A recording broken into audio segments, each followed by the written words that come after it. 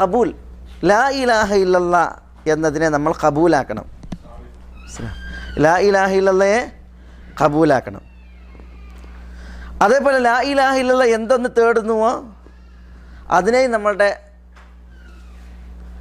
ഖൽബ് കൊണ്ടും അതേപോലെ തന്നെ നാവ് കൊണ്ടും അവയവങ്ങൾ കൊണ്ടും ഖബൂലാക്കണം. മനസ്സ വാച കർമ്മണ ലാ ഇലാഹ ഇല്ലല്ലയെ നമ്മൾ എന്ത് ചെയ്യണം? ഖബൂലാക്കണം, സ്വീകരിക്കണം.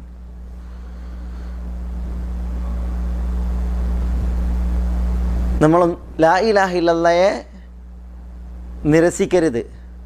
പിന്നെയോ ലാ ഇലാഹ ഇല്ലല്ലയെ ഖബൂലാക്കണം. മനസ്സ വാച കർമ്മണ ലാ ഇലാഹ ഇല്ലല്ലയുടെ ആശയത്തെയും ഖബൂലാക്കണം. വിശുദ്ധ ഖുർആനിൽ അല്ലാഹു സുബ്ഹാനഹു വതആല പറഞ്ഞു, വലഖദ് അർസൽനാ മിൻ ഖബ്ലിക റസൂലൻ ഇലാ ഖൗമിഹിം ഫജാഊഹും ബിൽ ബയ്യിനാത്ത് ഫൻതഖംനാ മിനൽ ലദീന അജ്റമു വകാന ഹഖ്ഖൻ അലൈനാ നസ്റുൽ മുഅ്മിനീൻ. വലഖദ് അർസൽനാ മിൻ ഖബ്ലിക റസൂലൻ ഇലാ ഖൗമിഹിം, നിങ്ങൾക്ക് മുമ്പ് കുറേ ദൂതന്മാരെ അവരുടെ ജനതയിലേക്ക് നാം നിയോഗിച്ചു. ഫജാഊഹും ബിൽ ബയ്യിനാത്ത്, മുർസലീങ്ങൾ ജനങ്ങളിലേക്ക് വ്യക്തമായ ദൃഷ്ടാന്തങ്ങളുമായി ചെന്നു. എന്നിട്ട് എന്താ പറഞ്ഞത്? ഫൻതഖംനാ മിനൽ ലദീന അജ്റമു, കുറ്റവാളികൾക്ക് നേരെ നാം ശിക്ഷാ നടപടി സ്വീകരിച്ചു. വകാന ഹഖ്ഖൻ അലൈനാ നസ്റുൽ മുഅ്മിനീൻ, മുഅ്മിനീങ്ങളെ സഹായിക്കുക എന്നുള്ളത് നമ്മളുടെ മേൽ ബാധ്യതയായിരുന്നു എന്നാണ്. എന്താ ഇവിടെ നമ്മൾ മനസ്സിലാക്കുന്നത്? അള്ളാഹു ദൂതന്മാരെ വ്യക്തമായ ദൃഷ്ടാന്തങ്ങളുമായി ജനതകളിലേക്ക് അയച്ചു.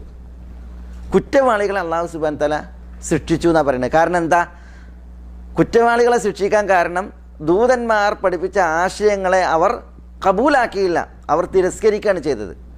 ദൂതന്മാർ എന്താണോ വ്യക്തമായ ദൃഷ്ടാന്തങ്ങളുമായിട്ട് ജനങ്ങളുടെ മുമ്പിൽ അവതരിപ്പിച്ചത്, ആദ്യം അവതരിപ്പിച്ച ലാ ഇലാഹ ഇല്ലല്ലയാണ്. ലാ ഇലാഹ ഇല്ലല്ലയാണ്. അതിനെ കബൂലാക്കണതിന് പകരം റദ്ദാണ് ഉണ്ടായത്, സ്വീകരിക്കുന്നതിന് പകരം തിരസ്കാരമാണ് ഉണ്ടായത്. അതുകൊണ്ട് തന്നെ അള്ളാഹു സുബ്ഹാനഹു വ തആല അവർക്ക് നേരെ ശിക്ഷാ നടപടി സ്വീകരിച്ചു. അള്ളാഹു വിശ്വാസികളെ സഹായിച്ചു, കാരണം വിശ്വാസികൾ കബൂലാക്കി, റദ്ദുണ്ടായില്ല. അപ്പോൾ ഇവിടെ ഈ ആയത്ത് അറിയിക്കുന്നത് എന്താ? ആയത്ത് അറിയിക്കുന്നത് നബിമാർ പഠിപ്പിച്ചതായ ആദർശങ്ങളെ കൊള്ളണം, തള്ളരുത്. അതാണ് അൽ ഖബൂൽ അൽ മുനാഫിലി റദ്ദ്. റദ്ദിനെ നിരാകരിക്കും വിധമുള്ള ഖബൂലാണ് ഉണ്ടാകേണ്ടത്, സ്വീകാര്യതയാണ് ഉണ്ടാകേണ്ടത്.